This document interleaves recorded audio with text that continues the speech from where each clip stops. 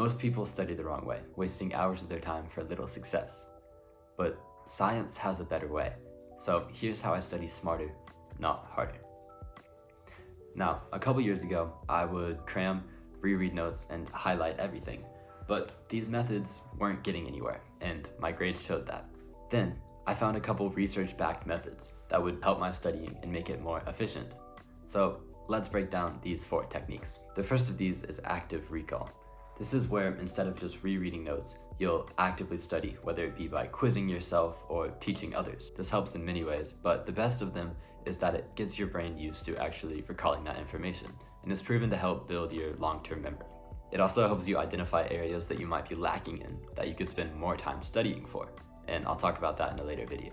I like to cover my notes and try to restate them out loud or quiz myself on them. Flashcards are also a good method because they help you recall that information and use it yourself. This strengthens your memory over time and helps you better understand the topics for the future. The second of these techniques is spaced repetition. Now, I know a lot of us procrastinate. I myself am guilty as well. But spacing your study sessions out across periods of time can help you recall that information and retain more of it. It's proven to help strengthen memory instead of dumping everything on you at once. Now, a quick outline of what this could look like would be studying key concepts today, then going back over them maybe 2 days later, and then a week from then, and slowly building up your retainable knowledge of these topics. The third technique is the Feynman Technique. This is one of my favorite and probably the most helpful. If you can't explain a concept in simple words, you don't fully understand it. What this means is basically that if you can't dumb down the topic you're studying to maybe enough to explain to a 10-year-old, then you don't have a full enough understanding of that topic. For example, I try to write out the topic I'm studying in the simplest words possible, and that'll lead me to further my understanding, and it forces you to fill up knowledge gaps that you have. The fourth and final technique is the Pomodoro Technique.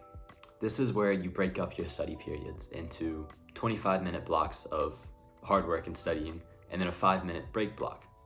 This has helped me a ton over the past couple years to prevent burnout. For example, if I have 4 hours of studying I need to do, I break it up into these 25-minute and 5-minute block periods, and it helps give you a break every now and then and keep you studying for longer periods of time to make sure that you can get through all the material. These study methods have helped me learn better and remember more information over the years. So try them out and see what works for you. If you found this video helpful, make sure to like and subscribe for more self-improvement tips.